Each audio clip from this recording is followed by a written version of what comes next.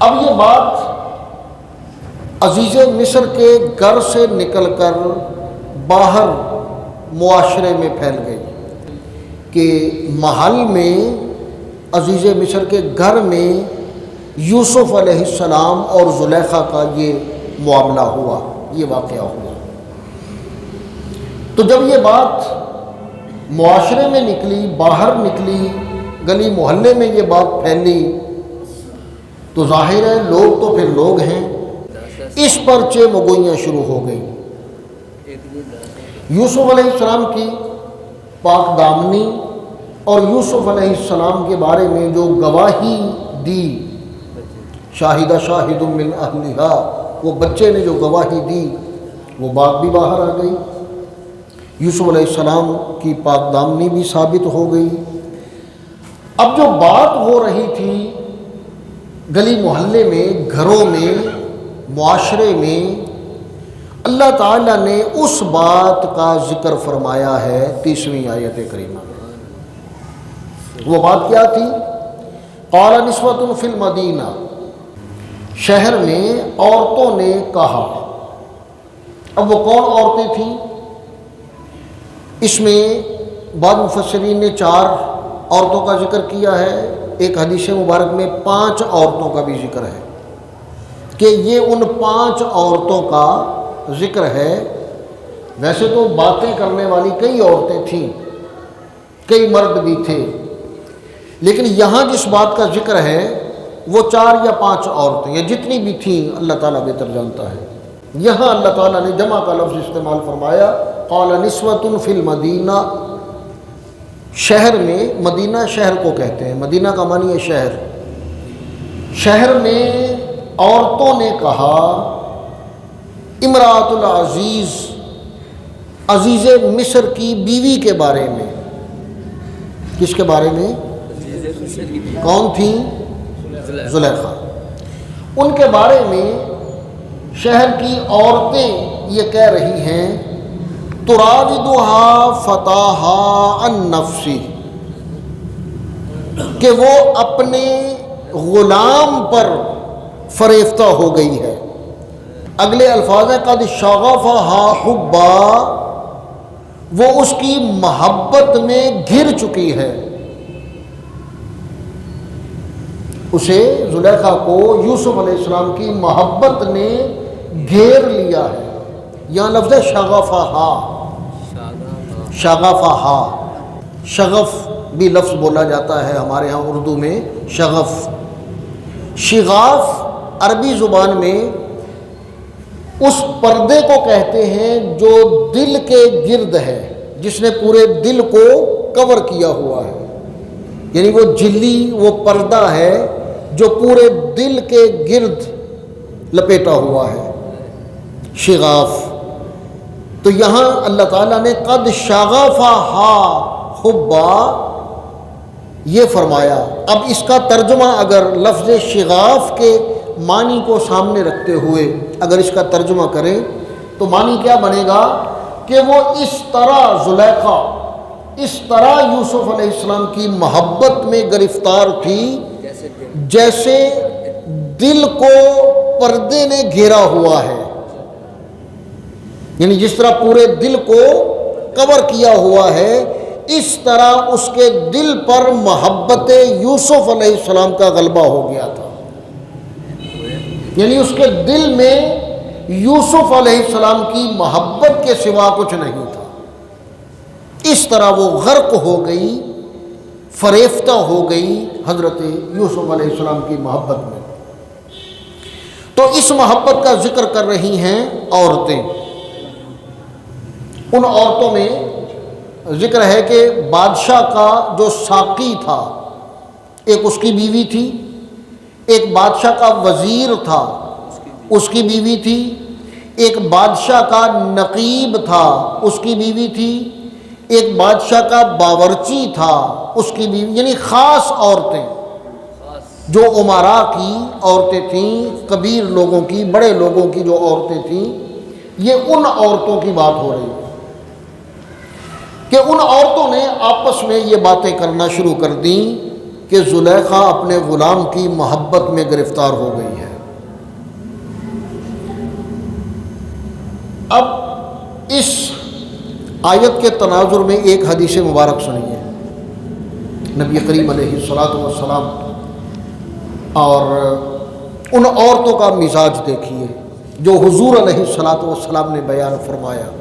یہ حدیث مبارک بخاری شریف، مسلم شریف دونوں کتابوں میں متفق علیہ یہ حدیث ہے، بخاری میں بھی مسلم میں بھی۔ نبی کریم علیہ الصلاۃ والسلام کا جب وقت وصال آیا، قریب تھا، حضور علیہ الصلاۃ والسلام بستر علالت پر ہیں، تو نبی کریم علیہ الصلاۃ والسلام نے اماں عائشہ صدیقہ رضی اللہ تعالی عنہ کو بلایا اور ان سے کہا کہ ابو بکر صدیق رضی اللہ تعالی عنہ ان سے کہو کہ میری جگہ پر مصلی پر وہ امامت کروائیں۔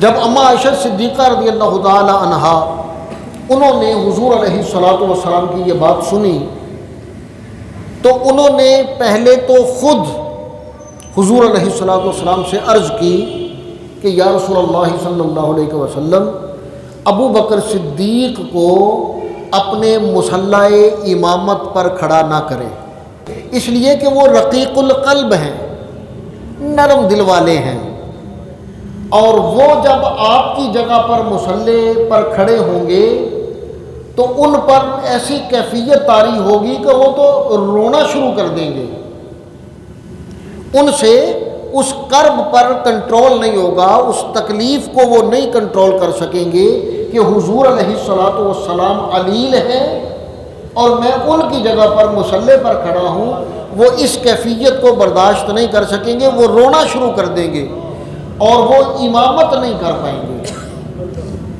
لہذا انہیں نہ کھڑا کریں، ان کی جگہ عمر فاروق رضی اللہ تعالیٰ انہیں کھڑا کر دیں کہ وہ خود کو سنبھال لیں گے۔ اب عائشہ صدیقہ رضی اللہ تعالیٰ انہیں خود بھی انہوں نے یہ بات کی نبی کریم علیہ الصلاۃ والسلام سے، اور پھر یہی بات انہوں نے حضرت حفصہ جو فاروق اعظم کی بیٹی تھی ان سے بھی کہلوائی، کہا کہ حفصہ تم بھی نبی کریم علیہ الصلاۃ والسلام سے یہی بات کرو۔ اب نبی کریم علیہ الصلاۃ والسلام عائشہ صدیقہ رضی اللہ تعالی عنہ کو یہ جواب دے چکے تھے کہ نہیں، ابو بکر صدیق ہی امامت کروائے گا۔ اب دوسری دفعہ حضرت حفصہ رضی اللہ تعالی عنہ وہ گئیں، انہوں نے جا کر نبی کریم علیہ الصلاۃ والسلام سے یہی بات کی کہ ابو بکر صدیق امامت نہیں کروا سکیں گے، رونا شروع کر دیں گے، آپ فاروق اعظم کو ان کی جگہ امامت کے مصلی پر کھڑا کر دیں۔ تو نبی کریم علیہ الصلاۃ والسلام نے حضرت حفصہ کو بھی یہی جواب دیا کہ امامت ابو بکر ہی کروائے گا، تو حضرت حفصہ کو بھی یہی جواب دیا۔ اب حضرت حفصہ نے جب یہ جواب سنا کہ میرے ابا حضور کو امامت کی اجازت نہیں ملی اور عائشہ صدیقہ کے باپ کو حکم مل گیا، اجازت مل گئی مصلی امامت پہ کھڑے ہونے کی، انہوں نے جا کر پھر اماں عائشہ صدیقہ کو یہ جواب بتایا کہ نبی کریم علیہ الصلاۃ والسلام نے اسی پر اصرار فرمایا ہے، مجھے بھی یہی جواب دیا ہے کہ میری جگہ پر مصلی پر کھڑے ہوں گے کون؟ ابو بکر صدیق رضی اللہ تعالیٰ، اور ساتھ انہوں نے ایک اور جملہ بھی کہا، حضرت حفصہ نے ایک اور جملہ، کیونکہ ایک طرف ان کے باپ تھے اور دوسری طرف عائشہ صدیقہ کے باپ تھے، اب انہوں نے ایک اور جملہ کہا، وہ جملہ کیا تھا کہ اے عائشہ، خیر کے معاملے میں، کس معاملے میں؟ خیر کے معاملے میں جہاں تم کھڑی ہو میں وہاں نہیں پہنچ سکتی، جو فضیلت، جو عظمت تمہارے باپ کو مل رہی ہے یا ملی ہے وہ میرے باپ کو۔ اب جب یہ جواب نبی کریم علیہ الصلاۃ والسلام نے اپنی دونوں ازواج کو دیا تو ساتھ ہی حضور علیہ الصلاۃ والسلام نے ایک جملہ ارشاد فرمایا بڑی توجہ سے، اور وہ لکھنے والا جملہ ہے، اپنے ذہنوں میں محفوظ کر لیجئے، متفق علیہ حدیث ہے بخاری و مسلم شریف کی، اور وہ جملہ یاد رکھیے گا ہمیشہ کے لیے۔ کیا فرمایا نبی کریم علیہ الصلوۃ والسلام نے جب حضرت حفصہ رضی اللہ انہیں بھی یہی جواب دیا تو فرمایا کہ تم تو یوسف علیہ السلام والی عورتوں کی طرح ہو۔ کیا ہو؟ یعنی وہ جو قال نسوۃ فی المدینہ، وہ جو مصر کی عورتوں نے کہا تھا یوسف علیہ السلام کے معاملے میں، زلیخا سے جو کہا تھا کہ تراودھا فتاہا عن نفسی قد شغفہا حبا، کہ تم اس کی محبت میں گرفت، فرمایا نبی کریم علیہ الصلوۃ والسلام نے کو تم تو ان عورتوں کی طرح ہو۔ اب اس جملے کا کیا مطلب ہے؟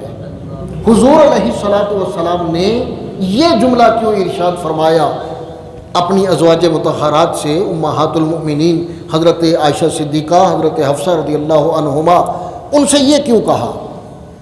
اس لیے کہ وہ جو مصر کی عورتیں تھیں انہیں اس چیز سے کوئی سروکار نہیں تھا کہ زلیخا یوسف کی محبت میں گرفتار ہوئی ہے، اس چیز سے ان کا کوئی سروکار نہیں تھا۔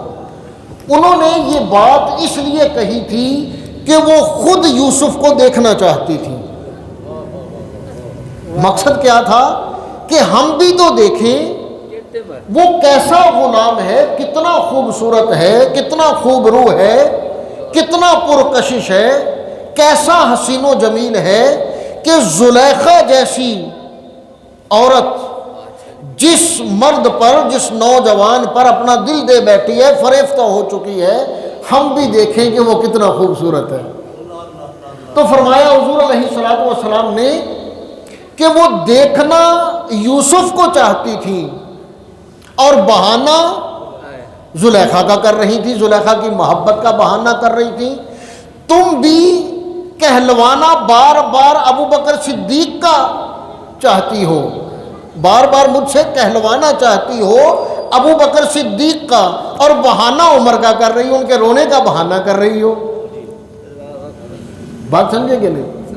اب یہ بہت اہم بات ہے، یعنی جو یہ بعض لوگ یہ کہتے ہیں نا کہ نبی کریم علیہ الصلوۃ والسلام نے مرض الوصال میں ابو بکر صدیق کو اپنے مصلی پہ کھڑا کیا تھا، بیماری کی حالت میں مصلی پہ کھڑا کیا تھا، تو اس وقت چونکہ حضور علیہ الصلوۃ والسلام ذہنی طور پر نعوذ باللہ بیدار نہیں تھے، یہ ان کا خیال ہے، چونکہ بیماری کی حالت میں تھے یا غشی کی حالت میں تھے یا خود رفتگی کی حالت میں تھے، تو اس لیے حضور علیہ الصلوۃ والسلام نے ابو بکر کو مصلی پہ کھڑا کیا۔ نہیں، اب امہات المؤمنین نے جب بار بار کہلوا لیا اور حضور علیہ الصلوۃ والسلام نے جس تفصیل کے ساتھ ارشاد فرمایا ابو بکر صدیق کی امامت پر، جس طرح اصرار فرمایا حضور علیہ الصلوۃ والسلام نے، تو اس نے واضح کر دیا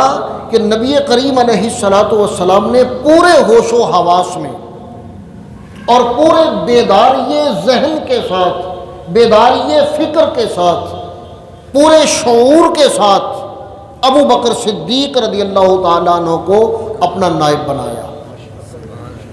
اور جب نبی کریم علیہ الصلوۃ والسلام نے اپنا نائب انہیں بنا دیا، وہ نیابت خواہ مصلی کی ہو، خواہ امور سلطنت کی نیابت ہو، نبی کریم علیہ الصلوۃ والسلام نے انہیں اپنا نائب بنا دیا، مقرر فرما دیا۔ اب جسے انہوں نے، حضور علیہ الصلوۃ والسلام نے جسے خود اپنا نائب بنا دیا، ان کی نیابت پر اعتراض کرنے والا وہ صدیق اکبر پر اعتراض نہیں کر رہا، وہ خود حضور علیہ الصلوۃ والسلام پر اعتراض کر رہا ہے۔ اور جو نبی کریم علیہ الصلوۃ والسلام پر اعتراض کرے گا وہ در حقیقت اللہ تعالیٰ کی مشیت پر اعتراض کر رہا ہے۔ اب اس کا اسلام کیا ہے، ایمان کیا ہے، اس پر ہمیں بحث کرنے کی ضرورت نہیں ہے۔ تو نیابت ابو بکر صدیق خلافت ابو بکر صدیق رضی اللہ تعالیٰ، یہ حضور علیہ الصلوۃ والسلام کا فیصلہ ہے اور اللہ ذوالجلال کا فیصلہ ہے۔ تو جب عورتوں نے یہ کہا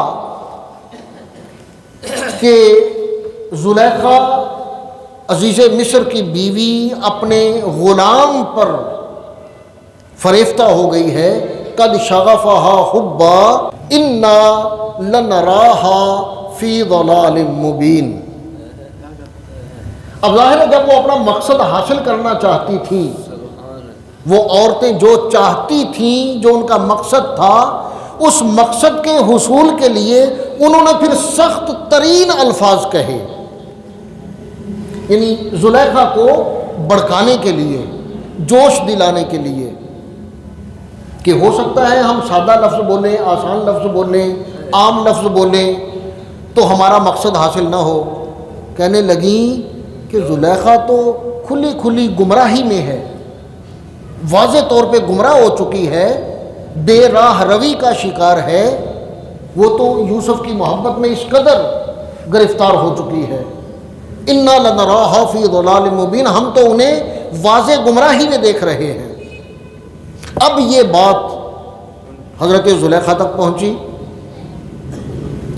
انہوں نے جب یہ بات سنی تو کہا اچھا تم یہ سمجھتی ہو کہ میں غلط ہوں، میں نے یوسف کی محبت میں گرفتار ہو کر گمراہی اختیار کی ہے یا بے راہ روی اختیار کی ہے، دیکھ لیتے ہیں۔ پھر فلما سمعت بمکرہن، جب انہوں نے ان کی یہ فریب کاری، یہ مکر، قرآن مجید نے مکر کا لفظ استعمال کیا، وہ مکر ہی کر رہی تھی نا، کیونکہ ان کا مقصد کچھ اور تھا اور کہہ کچھ اور رہی تھی، کر کچھ اور، تو یہی مکر ہوتا ہے کہ کہنا کچھ، ظاہر کچھ اور باطن کچھ، اسی کو مکر کہتے ہیں۔ تو اللہ تعالیٰ نے ان عورتوں کے مکر کا ذکر کیا، فرمایا کہ فلما سمعت بمکرہن، زلیخا نے جب ان کا یہ مکر سنا، ارسلت الیہن، انہیں پیغام بھیجا، اپنے خادم کو بھیجا، غلام کو بھیجا، الیہن ان کی طرف، وَأَعْتَدْ لَهُنَّ مُتَّكَئًا، اور انہیں کھانے کی دعوت پر بلایا۔ متکئا کہتے ہیں تکیہ لگا کر کھانا کھانا، تکیہ لگا کر، اور تکیہ لگا کر کھانا جو کھایا جاتا ہے یہ متکبرین کا کام ہے، ٹیک لگا کر تکیے پہ بیٹھ کے یا ٹیک لگا کر کھانا کھانا، یہ متکبرین کی علامت ہے۔ تو وہ چونکہ تھے ہی متکبر، بڑے بڑے عہدے کی عورتیں تھیں، وزراء کی، امراء کی، شاہی خاندان کی وہ عورتیں تھیں، تو متکبر تو تھیں۔ تو اللہ تعالیٰ نے بھی ان کے اسی تکبر کا ذکر کرنے کے لیے فرمایا کہ متکئا، تکیہ لگا کر انہیں کھانے کی دعوت دی، اور فرمایا وَآتَتْ كُلَّ وَاحِدَةٍ مِّنْهُنَّ سِكِّينًا، اور سب کے ہاتھ میں ایک ایک چھری بھی دے دی۔ کھانے کی دعوت کا ذکر ہے اور چھری دینے کا ذکر ہے قرآن مجید میں۔ البتہ تفاسیر میں بعض مفسرین نے پھل کا، میوے کا ذکر کیا ہے کہ کوئی پھل تھا ان کے سامنے، وہ لیموں کا بھی ذکر ہے، سیب کا بھی ذکر ہے، اور یہ بھی ذکر ہے کہ وہ چھری جو ہاتھ میں دی تھی وہ گوشت کاٹنے کے لیے دی تھی، ان کے سامنے جو مسلم بکرے پڑے تھے یا بڑے بڑے پیس گوشت کے پڑے تھے، وہ گوشت کاٹ کر کھانے کے لیے ان کے ہاتھوں میں چھری دی تھی۔ بہرحال کچھ بھی کاٹنے کے لیے، جو کھانے کے لیے جو بھی سامنے تھا اسی کو کاٹنے کے لیے وہ چھری ان کے ہاتھ میں دی تھی، اور کہا تھا کہ کاٹو اور کھاؤ۔ اب وہ کاٹنے لگی، کھانے لگی، جب وہ چھری ان کے ہاتھ میں تھی، کھانا بھی ان کے سامنے تھا، وَقَالَتِ اخْرُجْ عَلَيْهِنَّ، تو زلیخا نے کہا کہ اب یوسف علیہ السلام کو ان کے سامنے لے کر آئیے۔ فَلَمَّا رَأَيْنَهُ، اب جب انہوں نے یوسف علیہ السلام کو دیکھا، ان عورتوں نے، یوسف علیہ السلام غلام یوسف علیہ السلام کو لے کر آ گئے، اور یوسف علیہ السلام بے حجاب تھے، اچھا، یوسف علیہ السلام اکثر حجاب میں رہتے تھے، خاص طور پہ جب عورتوں کے ساتھ معاملہ ہوتا، وہ آمنے سامنے ہوتی، تو آپ اکثر پردے میں رہتے تھے۔ اور پردے میں کیوں رہتے تھے؟ کہ کہیں عورتیں انہیں دیکھ کر اپنے دل میں کوئی غلط امیدیں نہ لگا بیٹھے، جو زلیخا کے ساتھ ہوا، تو وہ اکثر پردے میں رہتے تھے۔ لیکن ان عورتوں کے سامنے حضرت یوسف علیہ نبینا وعلیہ الصلاۃ والسلام آپ بالکل بے حجاب آئے۔ فلما رأینہ، جب ان عورتوں نے یوسف علیہ السلام کو دیکھا، اکبرنہ، تو کہنے لگی یہ تو بڑے عظیم ہیں، یعنی دیکھتے ہی ان کی بڑائی بیان کرنا شروع کی، ان کی تعریف کرنا شروع کی، اور ایسی مگن ہوئیں، ایسی محو ہوئیں یوسف علیہ السلام کے حسن میں، وَقَطَّعْنَ أَيْدِيَهُنَّ، کہ اپنے ہاتھ کاٹ لیے۔ جو کھانا سامنے تھا، جو پھل سامنے تھا، اسے نہیں کاٹا، بلکہ بے دھیانی میں اور یوسف علیہ السلام کے حسن میں غرق ہونے کی وجہ سے، محو ہونے کی وجہ سے، مگن ہونے کی وجہ سے، ہوش و حواس کھو دینے کی وجہ سے اپنے ہاتھوں پہ چھریاں چلا لیں، اور کسی کو پتہ تک نہیں چلا کہ ہمارے ہاتھ کٹ چکے ہیں، انگلیاں کٹ چکی ہیں۔ حضرت امام غزالی علیہ رحمت الرحمن، ان سے کسی نے سوال کیا کہ ہم نے حدیث مبارک سنی ہے یا پڑھی ہے کہ ایمان والے کی جب جان نکلے گی، جب مومن حالت ایمان میں فوت ہوگا تو اسے موت کی سختی محسوس نہیں ہوگی۔ حالانکہ موت کی سختی وہ چیز ہے کہ حضور علیہ الصلاۃ والسلام خود سکرات موت سے پناہ مانگا کرتے تھے۔ تو کہا کہ مومن کی روح جب نکلے گی تو تکلیف کیوں نہیں ہوگی؟ بدن بھی وہی ہے، جسم بھی وہی ہے، روح بھی وہی ہے، نکالنے والا بھی وہی ہے، تو تکلیف کیوں نہیں ہوگی؟ تو حضرت امام غزالی علیہ رحمہ آپ نے جواب دیا کہ کبھی سورہ یوسف نہیں پڑھی؟ کبھی؟ کہا جی بہت دفعہ پڑھی ہے، لیکن مجھے جواب نہیں ملا۔ آپ نے کہا کہ اب یہ جواب ڈھونڈنے کے لیے پھر پڑھو۔ وہ گئے، انہوں نے جا کے سورہ یوسف کی تلاوت کی، پڑھی ساری، پھر آئے، کہا جی مجھے جواب نہیں ملا۔ کہا تم نے غور نہیں کیا، جا پھر پڑھو جا کے۔ پھر گئے، پھر سورہ یوسف کا مطالعہ کیا، پھر پڑھ کے آئے۔ کہا جی مجھے اس سوال کا جواب سورہ یوسف میں نہیں ملا۔ جب بار بار آ کے کہنے لگے کہ مجھے جواب نہیں ملا، تو پھر حضرت نے یہ آیت تلاوت کی، فَلَمَّا رَأَيْنَهُ أَكْبَرْنَهُ وَقَطَّعْنَ أَيْدِيَهُنَّ وَقُلْنَ حَاشَ لِلَّهِ مَا هَذَا بَشَرًا۔ فرمایا کہ تمہیں نظر نہیں آ رہا کہ ان عورتوں نے جب یوسف کو دیکھا تھا تو اپنی انگلیاں کاٹ لیں، اور انہیں ہوش تک نہ رہا، پتہ تک نہ چلا کہ ہم اپنا ہاتھ کاٹ چکی ہیں، تکلیف کا احساس نہ ہوا۔ تو اگر یوسف کو دیکھ کر انگلیاں کٹنے کی تکلیف نہ ہو، تو مومن کی جب روح قبض ہو رہی ہو، سامنے اللہ ذوالجلال کا جلوہ ہو، اللہ کے محبوب کا جلوہ ہو، تو انہیں پھر روح نکلنے کا احساس کیسے ہوگا؟ وہ کیسے تکلیف محسوس کریں گے کہ ہماری جان نکل رہی ہے، ہماری روح قبض ہو رہی ہے؟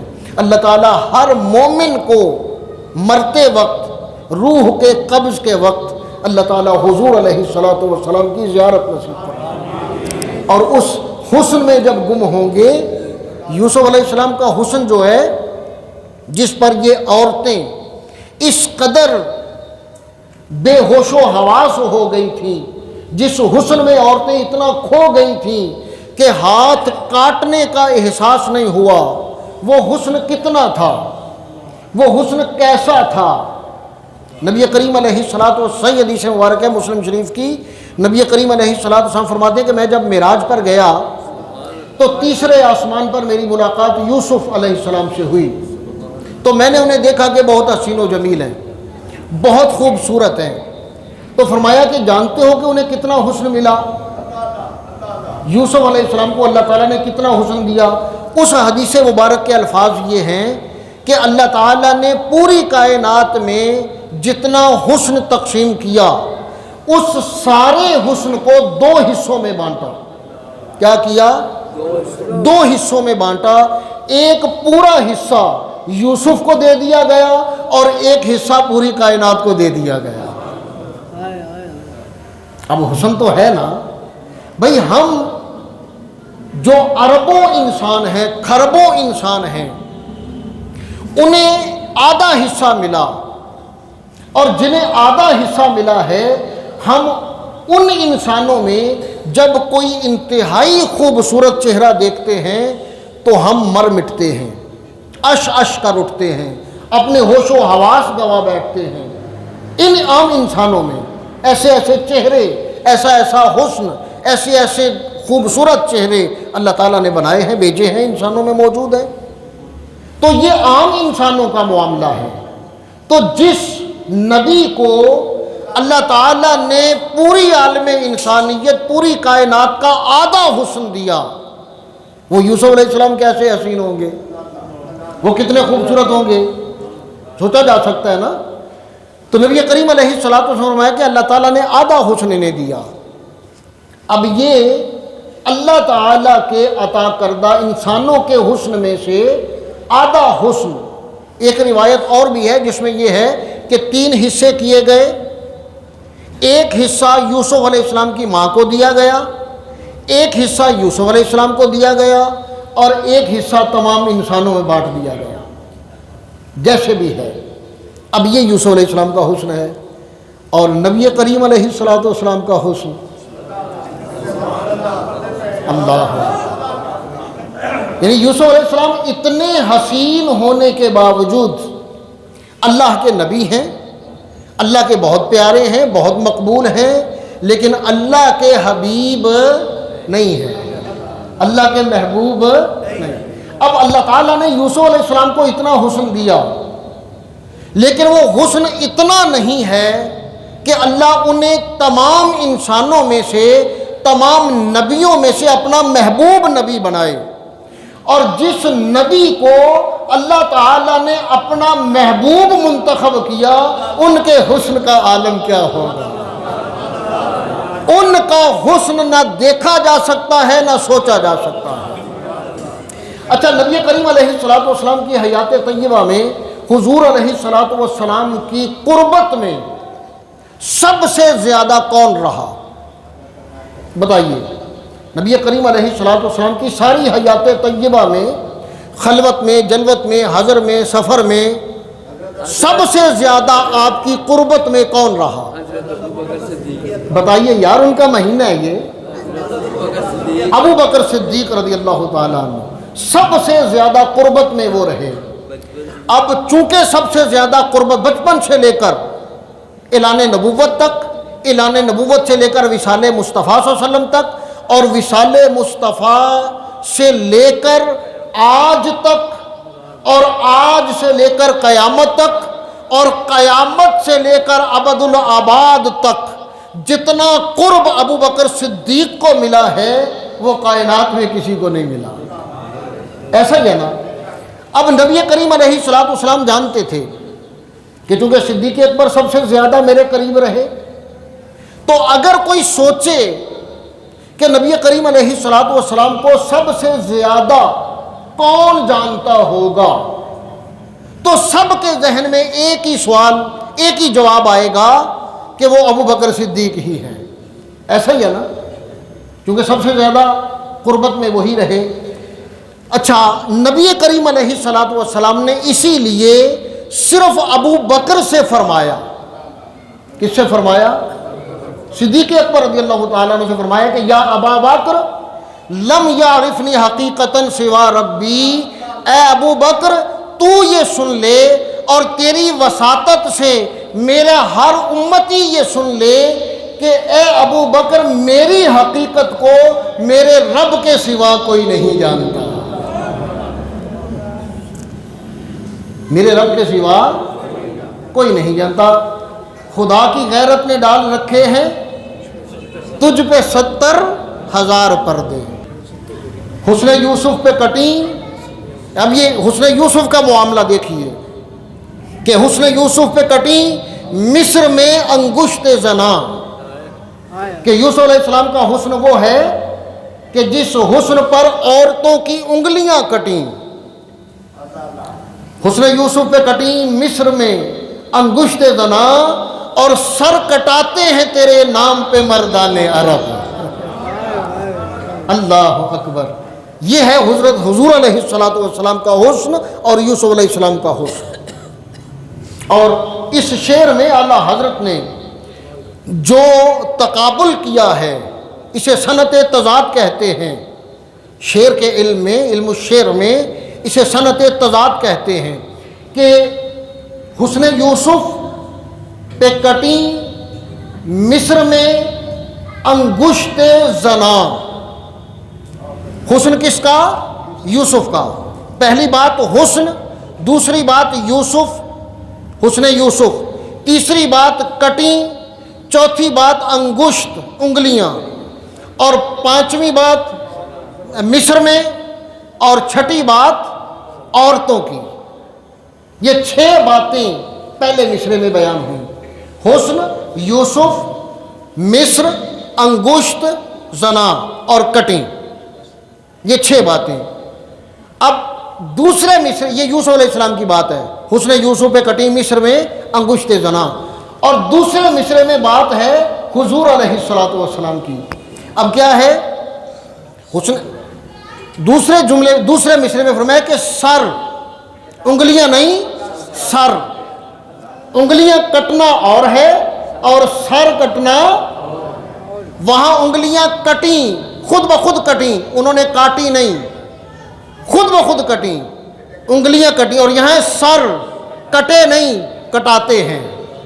سر کٹاتے ہیں. خود کٹانا اور ہے اور خود کٹنا. سر کٹاتے ہیں تیرے نام پر، حسن پر نہیں. یعنی چہرہ دیکھ کر، حسن دیکھ کر، خوبصورتی دیکھ کر، حسن و جمال دیکھ کر کاٹنا اور ہے، اور نام پر کٹنا یہ اور ہے.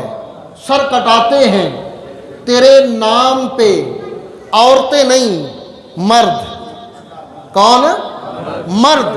اور مصر کے مرد نہیں، مردان عرب، عرب کے، مدینہ کے مرد آپ کے نام پہ سر کٹاتے ہیں. یہ تقابل کیا اعلیٰ حضرت نے حضرت یوسف علیہ السلام کے حسن کا اور حضور علیہ السلام کے حسن کا، کہ آپ کے تو نام پر یہاں جانے قربان کرتے ہیں ایمان والے، محبت والے. یہ نام پر جان، اور ہونے نہیں. آج نبی کریم، کیا مجھے بتائیے کون ایمان والا ایسا ہوگا جو نبی کریم علیہ السلام کے نام پر اپنی جان قربان کرنے کے لیے تیار نہیں ہوگا؟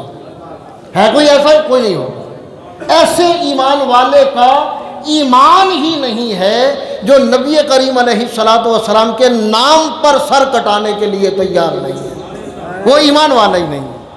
تو نبی کریم علیہ السلام کے حسن کی مثال کوئی نہیں. انبیاء کرام علیہ السلام میں یوسف علیہ السلام بہت حسین و جمیل ہیں، لیکن یوسف علیہ السلام کو جتنا حسن ملا وہ نبی کریم علیہ السلام کے حسن کی خیرات ہے. وہ حسن مصطفیٰ کی زکوٰۃ ہے. پوری کائنات کو جو ملا وہ حسن مصطفیٰ کی زکوٰۃ ہے صلی اللہ علیہ وآلہ وسلم. تو دعا ہے کہ اللہ تعالی ہر ایمان والے کو وقت نزع، وقت مرگ حضور علیہ السلام کی زیارت نصیب فرمائے. عورتوں نے اپنے ہاتھ کاٹ لیے اور بولی وَقُلْنَا حاشا للہ ما ھذا بشرا، کہ اللہ کی قسم یہ تو بشر ہے ہی نہیں، یہ تو انسان ہے ہی نہیں.